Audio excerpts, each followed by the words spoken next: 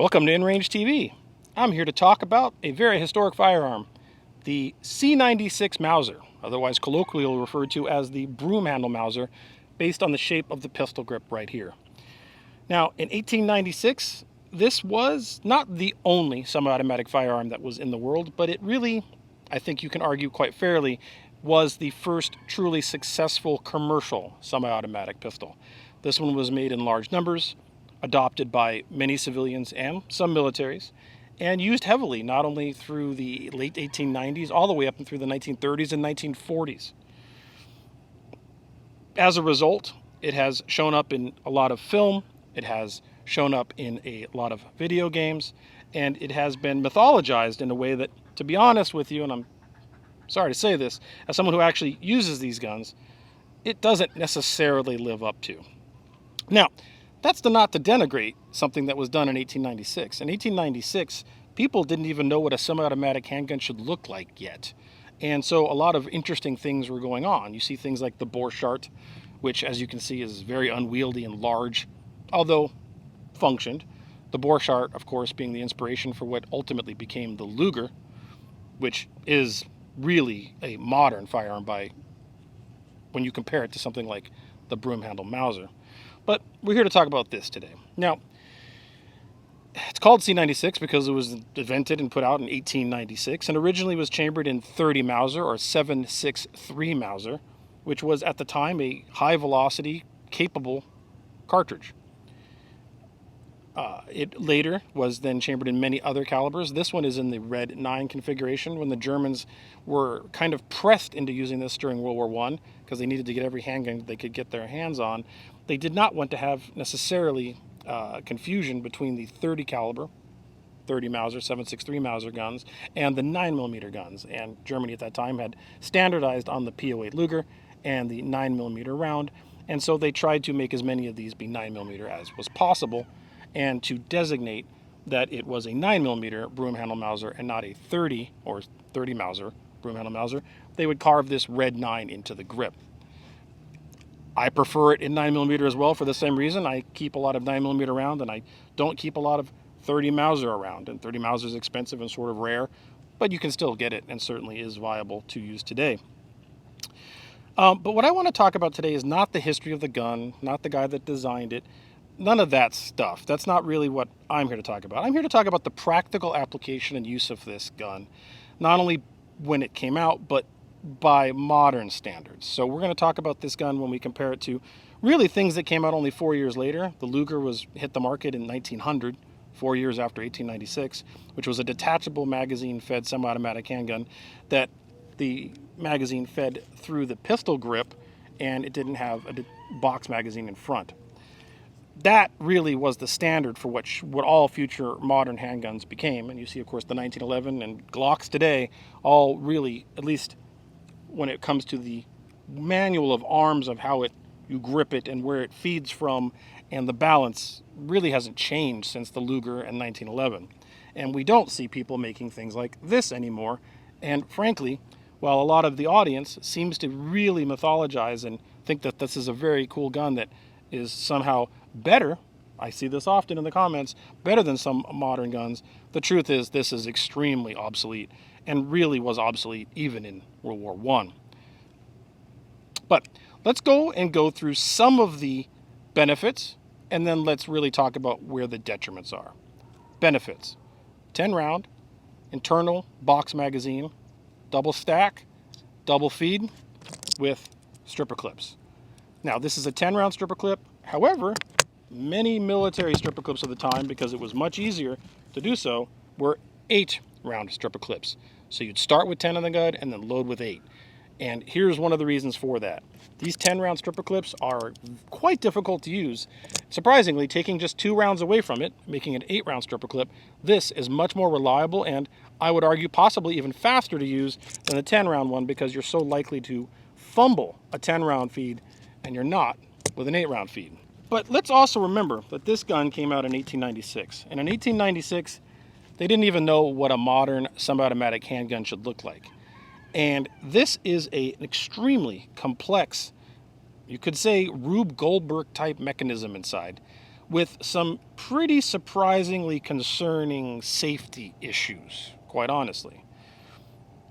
Let's go ahead and turn the camera around and deep dive on the internals of this gun, which, if you have one of these and have ever taken one of them apart, you're going to know the pain that I'm going to go through right now. No matter how many times I've used this gun and how long I've used this gun and how long I've owned this gun, the truth is taking it apart and putting it back together is, well, a pain in the ass.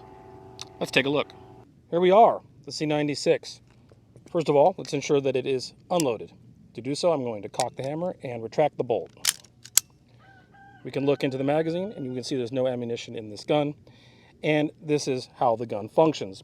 It locks back on an empty magazine. At this point, you would put in a stripper clip into the guides and then feed them into the magazine. There it goes.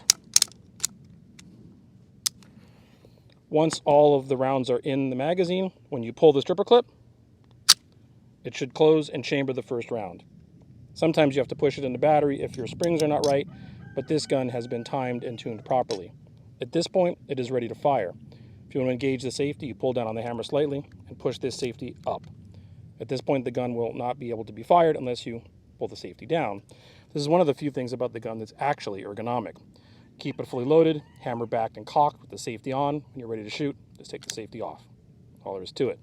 Now, I'm going to unload the gun so we can do more discussion about that. There is a button on the bottom of the magazine that you can depress, pull off the magazine cover, and the ammunition, except for the one in the chamber, will fall right out. At that point, to get the remaining round out of the chamber, run the action. We are now empty. So, I'm going to leave the faller out of the magazine for now so we can discuss the actual disassembly of this gun and the complexity of this gun.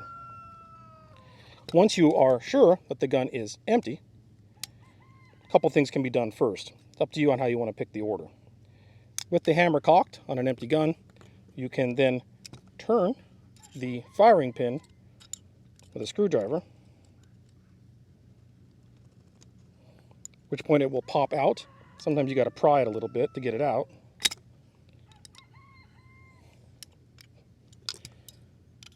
Everything about this gun is a treat, let me tell you.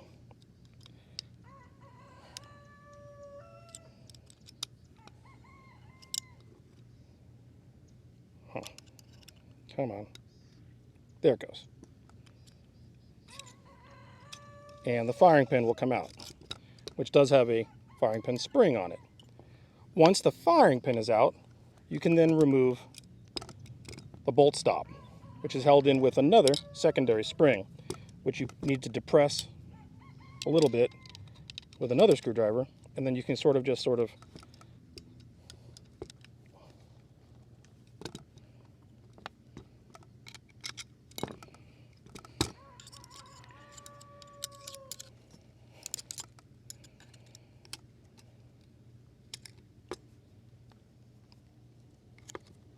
there we go.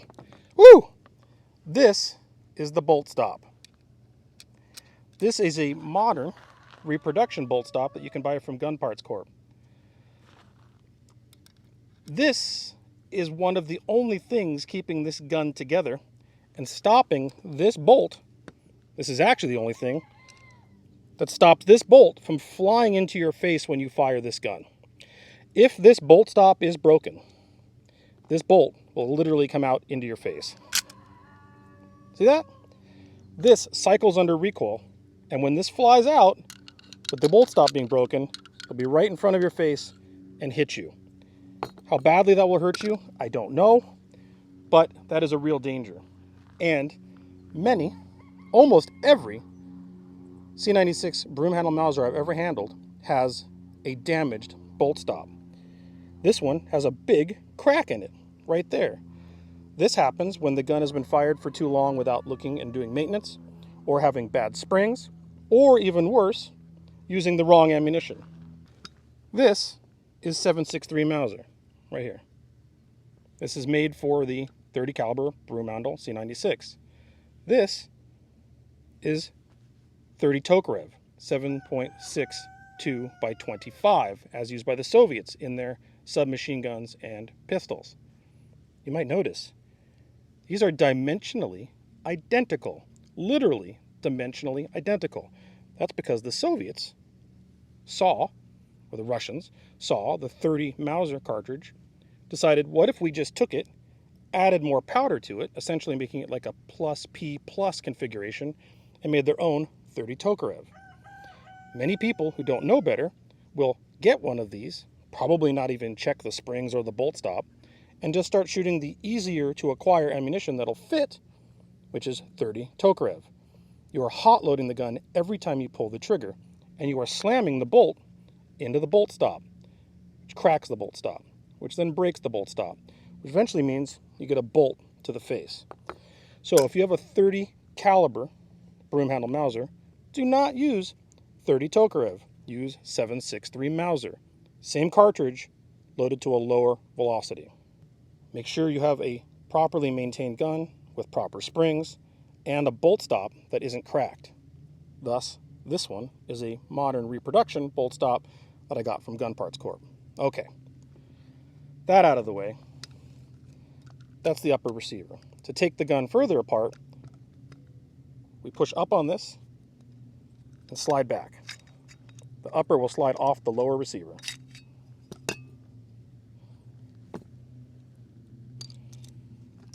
Lower receiver now is nothing more than a frame with a trigger in it.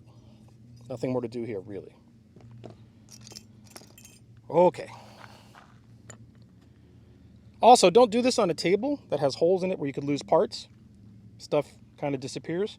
And this is a very complex mechanism. They didn't know how to make a semi-automatic handgun yet, and it's wildly over-engineered. This lower fire control group will pop off the upper. This is your locking block that holds the bolt locked during the firing cycle before it opens up during recoil. This is a mess of a thing to take apart.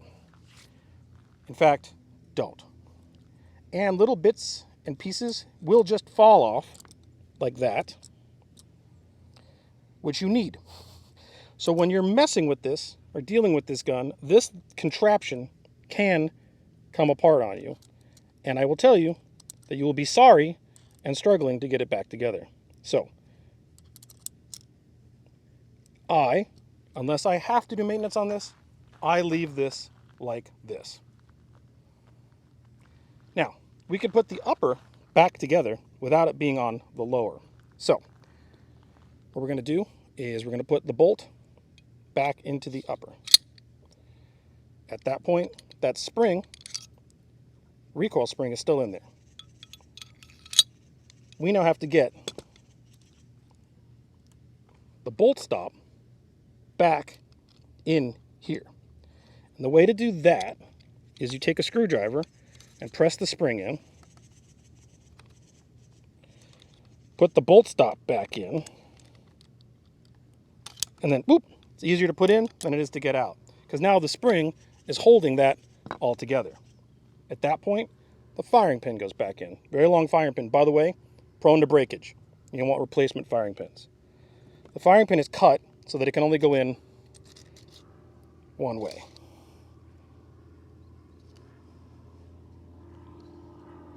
Like that. Then push it in with a screwdriver and turn it counterclockwise. Boom. We now have a full upper receiver. And you can see the bolt can still cycle without it being attached to the lower. This part is ready to go. Let me show you this first. This is the locking block. So what happens is, when the gun's firing, this locking block is like this, and that's what keeps the bolt shut until the upper starts to cycle into recoil, which will then pull the locking block down and allow the bolt to cycle. Oh wow, cool. Here's another thing that happens. While trying to put that back on, as I said, parts will just kind of fall off, and here this part fell off. So this we got to put back in, but make sure that it's under spring pressure. So this part tends to do this. So what you got to do, this is part of the trigger mechanism. You have to put this spring, leaf spring, back under as you line it all up.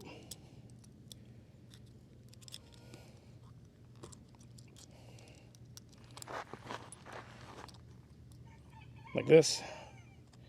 So you have to like depress it.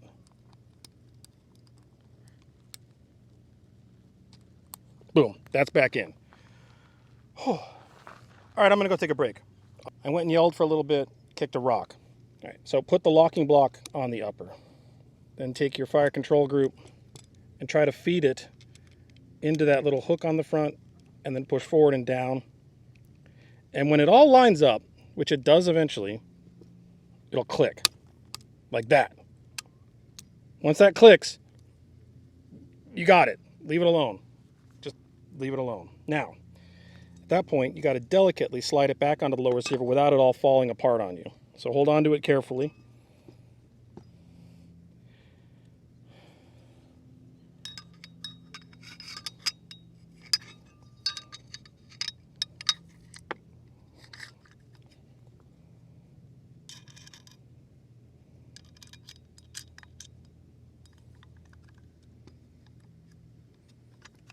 This is all very delicate. It's got to line up. It's not lining up. There it goes. Keep going. And then once it all lines up, that pops back in place. And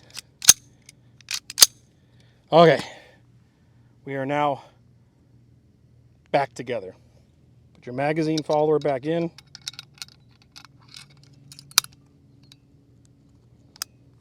And the gun should lock back, and we're now ready to shoot.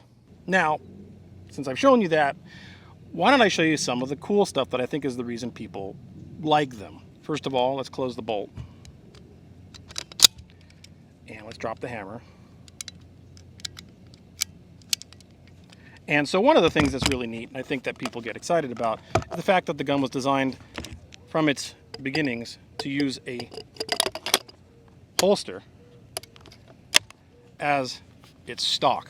So this is a holster, of course, would sit on your belt, and if you needed to turn this into a carbine, you could then open it up, pull it out, close the holster, and at that point slide this into a groove on the rear, and boom, you now have a pistol caliber carbine. Sure, that's pretty cool. In reality, it takes time to do this, and you'd have to proactively deploy it that way, knowing that you needed it as such. This is why you would see this being used as instead of a bolt action in trench raids in World War I, because a semi-automatic handgun in a trench raid makes a heck of a lot more sense than a manual bolt action. But you would prep it like this before you went on the raid. If you need the gun now, chances are you're going to have it in this guise as a pistol. And this is not a very ergonomic pistol. The way this fires, the way it jumps and recoil, the magazine well, and all the weight being in front of the pistol grip, it being not very good for a two-handed grip, although the time, of course, was a one-handed grip. This thing is unpleasant to shoot as a pistol. However, once you put it into a PCC format, it actually enhances the gun quite a bit, and this is pretty cool. To be honest, this does work quite well. However, depending on what sort of stock, holster stock you have, this hammer under recoil will come back and hit your rear knuckle of your wrist and thumb right here. And let me tell you, that really hurts. So if you're going to shoot one of these as a carbine, I advise you to put your thumb on the other side of the gun like this and shoot it like this, not like this. If you can get away with this, cool. I can't, and that really, really hurts. Now, this is a legal issue and not a functional thing, a problem with the gun. These reproduction stocks are everywhere. You can buy these on many different places. Now, the legality of putting that stock on this gun is dubious. At one point, the National Firearms Act, the NFA, had an exception for putting a stock on this and certain historic firearms. However, later, letters from the ATF and other things kind of make the statement that it has to be an original stock, not a reproduction stock. And putting a reproduction stock on even an original firearm is then creating an illegal short-barreled rifle. It's for that reason, because I'm a video content creator and I wanted to use a reproduction stock, and with the speed of E-forms that I have SBR'd this, and this is a short barrel rifle. Tax stamp, and I can put any stock I want on this now because it is legal to do so, and there's no question about me getting in trouble for that, at least.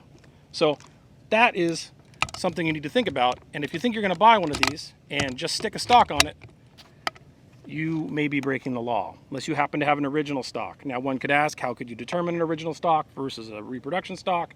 And that might be challenging, although there are ways, and sometimes you can just tell. This is in too nice shape to be original. It doesn't have the proper little proof marks on it and such like that. So this would be quite obviously a reproduction. And here's the thing. Reproduction stocks like this are cheap. If you wanted to get an original stock, if you can find one, you're going to be paying a lot of money for an original piece of wood so that you can avoid getting the tax stamp for your SBR'd C96. But if you tax stamp it, you can put a reproduction stock on it, and then you have a 10-round stripper clip fed carbine, either a 9mm or 30 Mauser or whatever it is you're going to use. Okay, you've now heard some of the history. You've heard some of the issues with, you've seen what it's like to field strip it. Once you're done with all this, they don't even really shoot that great, to be honest with you. There's a giant post and a V-notch rear sight. In a carbine, it's not too bad. And as a pistol, it's pretty bad. Okay, yeah, is it fun to shoot? Yeah. Is it cool as a carbine? Yeah. How does it work as a handgun? Not very well at all. Were modern handguns developed 4 years later that worked much better? Yes. Can you put a stock on a Luger and do the same thing better? Yes. Why were these still used? Because there were lots of them. It's really as simple as that. This was really obsolescent 4 years after its manufacture or its creation date. And the fact that we see this mythologized now, and for example, on my review of the Keltec PR57, the stripper clip fed 5.7 CCW handgun, there were people in the comments saying, I'm going to get this because I've always wanted a stripper clip fed handgun. Some people saying because they're better. Don't know where you got that from. Because of this. And I don't know how this got the mythology around it, that this was anything other than a gee whiz interesting historical curiosity that lasted longer in use than it ever should have. So why did I SBR and put a stock on it? Because I'm that kind of guy. And I'm not saying you shouldn't do that. If you want to have fun with this, please do. I love historic firearms. Do I enjoy shooting this? Do I even like being frustrated with putting it back together? Absolutely. But I come to the table with the realization that this is an 1896 design that is frankly marginally unsafe unless you're actually knowing what you're doing with it. So do not mythologize these old, esoteric, sometimes rare guns just because they're old and just because they're rare. Because the truth is, they're frequently not that great. Anyways, sorry to burst your bubble, but that's what we do here at InRange. We talk about these things correctly and with actual use under our belts. I've used this in matches. I take this to competitions. I'm going to use this in the Roaring 20s at one of my brutality events. And that's how you learn the reality of the gun is way different than the lore of the gun. But that's not me telling you should own one or like it or collect one or enjoy shooting it. Please do. Just don't think it's anything other than what it is, and be safe with it, and make sure you've done your safety checks to make sure your gun is safe and that you don't have a broken bolt stop or something like that. And then have a good time with it. Enjoy it. It is a piece of history, and it is interesting and fun, but it is definitely an antique.